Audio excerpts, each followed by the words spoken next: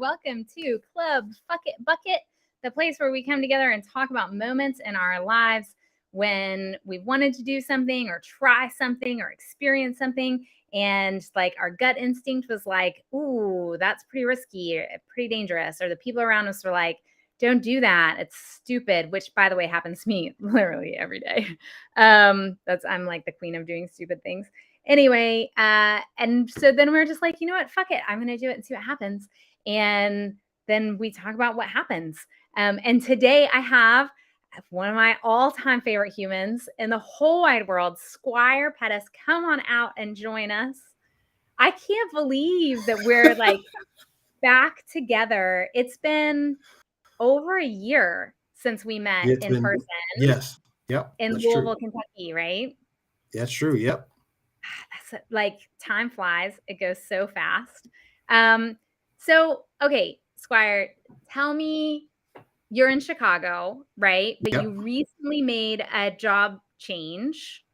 Yes. From Alfa Romeo to where? Where are you now? So I'm with Genesis Motors now, Hyundai's luxury division. Had the opportunity to join that team. Was actually talking with them on and off as we had met in Kentucky, and got the opportunity to meet their team and discuss some issues and items with them, and we found ourselves a good fit. So I moved on over to them. So yeah, it was a good move for me, good move for them. Obviously there's some struggles, but that's how life goes. So you just deal with it, move on.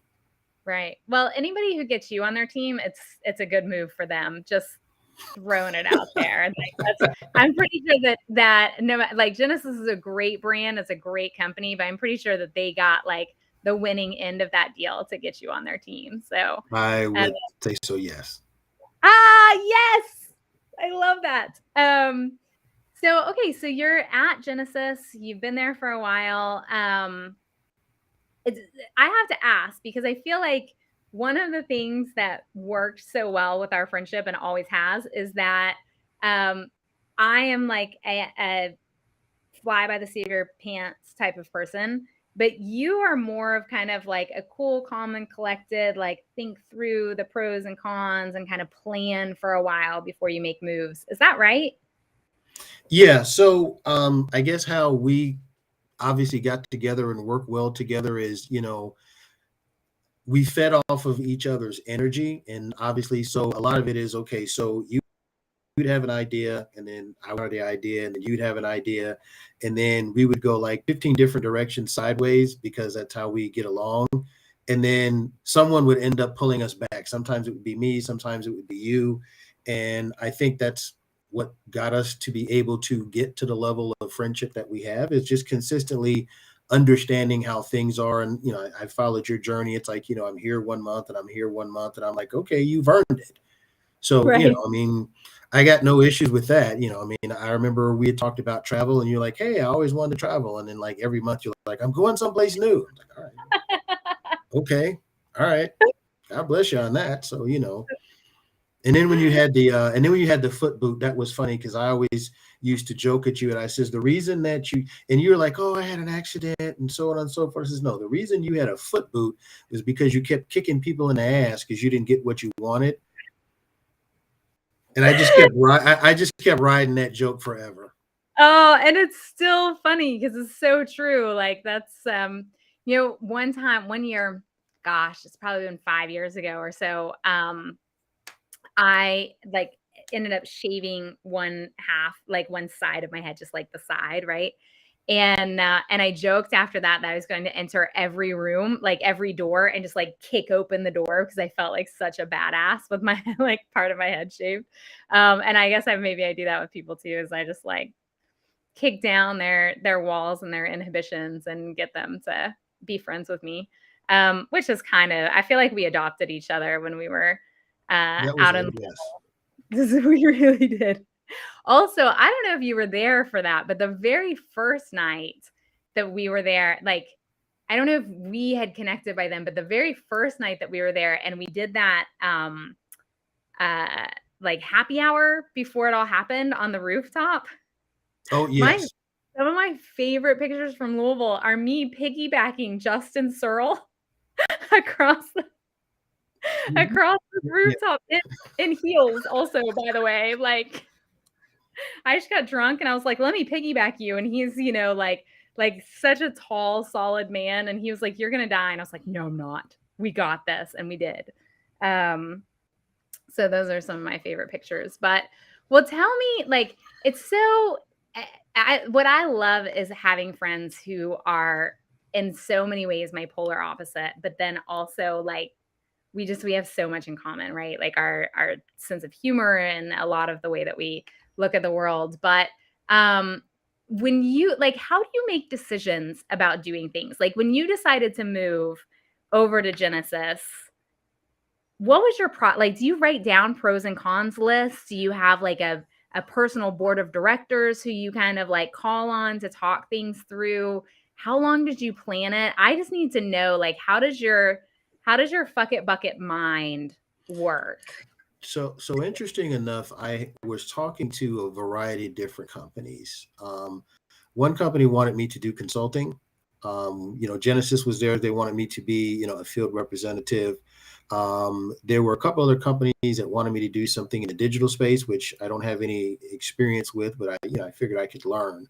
So, you have conversations with a variety of these different companies, and the group that wanted me to do consulting, the 4 interviews that I had there, it was interesting because all of them had said that we admire the fact that you have been at a job for so long. So one of the things that that I guess I'm good at or bad at, whatever it is I'm not the typical person that's going to change a job every 2 to 3 years, unless it's absolutely necessary. Mm-hmm. So I do weigh the pros and cons. Obviously, with a family, you have to look at things such as benefits and how that works as far as how you're going to live your life. Stable in my household, so I'm not trying to move as far as geographic locations. So those are things that I look at. Obviously, there's who you're going to be working for, the money that you're going to be making or not, and what you're going to be doing. Is there travel involved? Is there not? Is it work from home versus remote? So those things are always going to be there. But I think that when you start having those calls with the board of directors, for me, and I've also talked with other people on different podcasts about it. So the board of directors for me is my family. So, married, teenagers at home. So that's the board of directors that ultimately makes a decision as to what's going to work and what's not. And they kind of keep me grounded as far as, okay, hey, I just don't want to quit my job and quote unquote join the circus and move halfway across the country or anything like that. So they keep me grounded. And, I'm not saying that I would do that anyway, but they're the ones that I have to have that final conversation with when they say, hey, we want to offer you the job. And it's like, I got to talk to the boss. And it's like, family meeting, is this worth it? Is it going to work out? So on and so forth.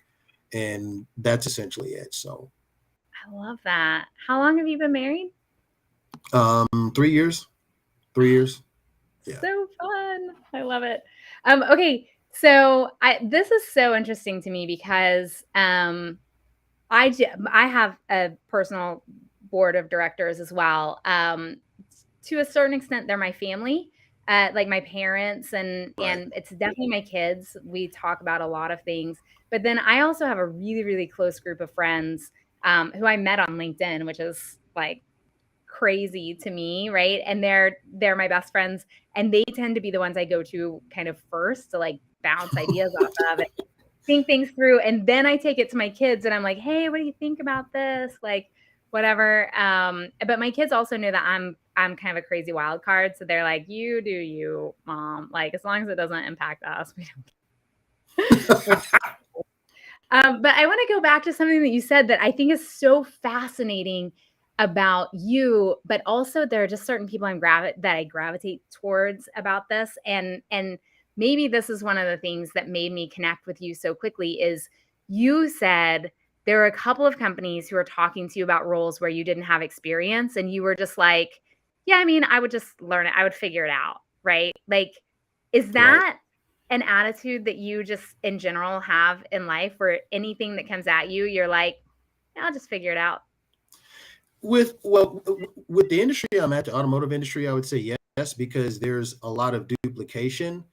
But, taking some background from me, I'm former military, obviously went to college, played sports. So being involved with a team, which is one of the things that you and I gravitated toward because we were put on a team and we didn't compete, but we had to come up with a plan and a strategy and so on and so forth. So And we wanted to win, even though there wasn't a prize. even though it wasn't right. We're very Exactly. competitive. So being on a team is important because it gives you the ability to be able to use different skill sets. So if I'm going into an industry where I don't have all of the knowledge, I want to know who's on the team. So, Right. for instance, okay, so if I'm on the team and I don't know this entity, but Chris is on the team and he does, and April is on the team and she's learning, okay, between the three of us, we can get this shit done because that's what's important to us. Whereas it's sometimes people want to get on a team and everybody has to be the perfect whatever it is. And you spend so much time trying to make everybody on the team perfect, you don't have a perfect team. Right. Right. So that's what's important to me. If you have a perfect team, you're going to have, the long-term veteran and the wide-eyed rookie and the person in the middle, and your coach may not know what they're doing. But if you have that attitude that you want to learn it, you're going to learn from each other. Love that. I love that so much. You're like the puzzle maker, right? Like you take all of the different puzzle pieces, all the different people who are puzzle pieces, and you figure out like what are their strengths and where are the gaps, and then you find other people and like help them fill in gaps, and then eventually you get a complete picture, right? And that's a successful team. So, I love that philosophy. You're gonna die, but like we're already at 15 minutes. No, I figured it would be close. Hi, did you have a friend? You got somebody back there. Oh, that's I think that was my wife and the dog walking through. What kind of dog do you have? No, you're fine. It's a German Shepherd mix, and he's hustling up food, so that's what he does. Oh, nice, amazing. I'm a sucker for the puppies. Everybody knows it. So, well, real quick before we go, I want to like pop into the comments because we got so busy talking that we didn't kind of see who was here. So, Jason, thank you for joining us. So good to see you on here. Chris says he didn't even know that they had a luxury brand. I'm obsessed with the Genesis. Like if I could have afforded one, I might have done that over a Subaru. No, who am I kidding? I live in Central Virginia. You have to drive a Subaru. You have to have a Subaru in Central Virginia with the roof rest on it in case you go skiing. Yeah. Yes, that's yeah. Oh, actually, mine has a surfboard rack on it. Oh yes. I don't do cold, but it definitely has a rack on it. And I just heard every like 13-year-old's brain turn that into a bad euphemism. Sorry about that. Oh, Brian, yay. Okay, Brian, do you watch Brian's commercials and things that they make at his on LinkedIn? I've probably seen a few, but I haven't seen them all. Yeah, I've seen a few of them. I am obsessed. So y'all, if you don't follow Brian Ortega on LinkedIn, do it. This man is and his team are like marketing masters, and you have never seen car sales be so engaging and so funny. So like that's my tip of the day.